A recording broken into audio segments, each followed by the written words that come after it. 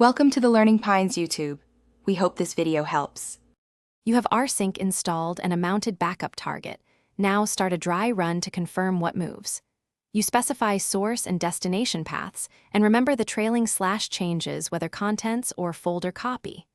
USE for archive, V for verbose, H for human readable, N to preview, and delete only when you understand removals. Once the dry run looks correct, you're ready to perform the real sync. Make sure you have enough disk space and permissions before continuing. Now run the real sync command without ensse changes apply. You'll use it to preserve perms and timestamps, delete to mirror deletions, and progress to watch big files. Shorter chunks finish faster. If you need exclusions, pass exclude patterns or use exclude from to centralize rules. For efficient incremental backups, use link dest pointing at the previous snapshot to hard link unchanged files and save space. Once started, monitor output. Interrupt only if you confirmed a serious mismatch. Finish by verifying the backup integrity. Run a quick rsync dry run comparing destination to source or spot check checksums on critical files.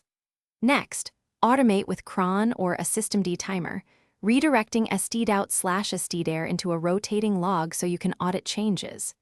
If you encounter permission denials, either run the job as root, adjust file system ownership, or use chown to normalize ownership on the backup. One key troubleshooting tip.